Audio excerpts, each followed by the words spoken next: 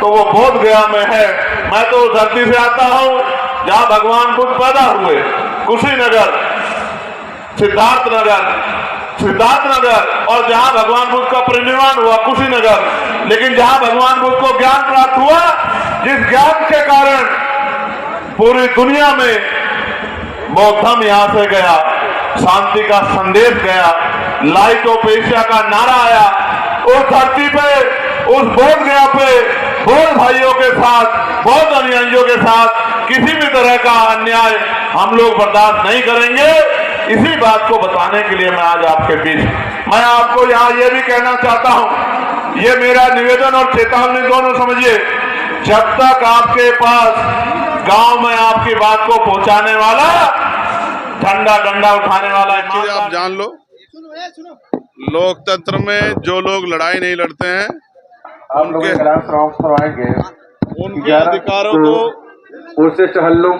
उनके अधिकारों को लूटना बहुत आसान होता है। लोकतंत्र में अपने ऊपर अन्याय के खिलाफ आवाज उठानी पड़ती है, अपने छिने हुए अधिकारों के खिलाफ संघर्ष करना पड़ता है। हम बाबा साहब अम्बेडकर को मानने वाले लोग हैं, हम संघर्ष करना जानते हैं। चाहे BTMC एक्ट हो, चाहे वक्फ का मसला हो, दोनों मसलों पे हमारे साथियों ने एक पहल की है कि यहाँ दोनों भाईचारे मिलके इस लड़ाई को, इस संघर्ष को लड़ने काम करें। और मेरा विश्वास है आज जो पहल हुई है, आज यहाँ से जो अपील जाएगी वो लोगों तक पहुँचेगी और आने वाले कल में सब लोग एकजुट होकर इस लड़ाई को लड़ेंगे। BTMC एक्ट जो है वो हमारे लिए सम्मान का विषय, क्योंकि जिस तरह से हमारे बौद्ध भिक्षुओं को, भंते भाइयों को वहां से अन्याय के खिलाफ आवाज उठाने पे जेल भेजने का काम किया, ये सरकार ने हमें चैलेंज करने का काम किया है। सरकार के इस चैलेंज को हम लोग स्वीकार करते हैं और अगले महीने में जून और जुलाई में हम लोग पूरी तैयारी करके बोध गया में ही पूरे देश भर के साथियों को बुला के एक बड़ा आंदोलन करेंगे। इसकी तैयारी भी हम लोग कर रहे हैं और हमारा अनिश्चितकालीन आंदोलन भीम आर्मी के साथियों के जरिए, उनके नेतृत्व में अब यहाँ बिहार में और बोध गया में शुरू होगा।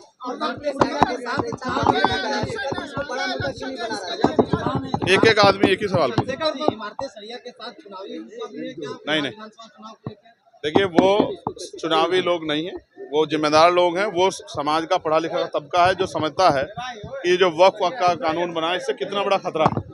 तो ये जो जिन लोगों ने चुनाव के इस तरह की चीजें फैलाई है, वो लोग ना खुद लड़ना चाहते, ना किसी को लड़ने देना चाहते। सवाल तेजी से वायरल है, उत्तर प्रदेश का है। जाटव समाज के लोगों ने सम्मान में लड़ाई लड़ते हुए बाबा साहब की यात्रा रोक दी, तो उन्होंने कलश यात्रा।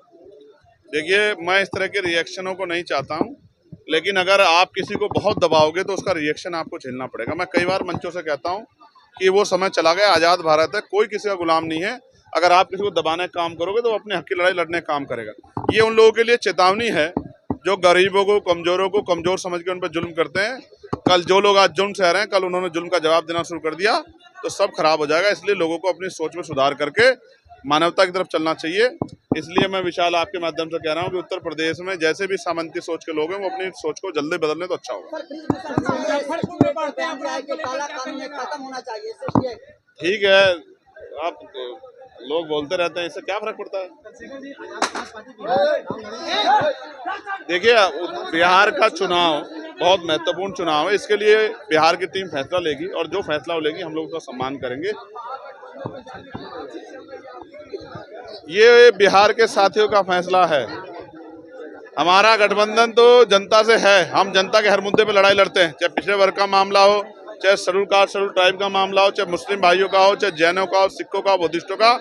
हम जनता के कार्यकर्ता हैं, जनता के सेवक अपनी ड्यूटी को कर रहे हैं। पलायन की बड़ी समस्या है। देखिए, लोकतंत्र में सबको चुनाव लड़ने की आज़ादी है, मगर मैंने कहा कि बहुत सारे फैसले वो बिहार की टीम लेगी। जो फैसले लेंगे, हमारे नेता खड़े हैं पीछे, जो फैसले लेंगे हम लोग उसका सम्मान करेंगे।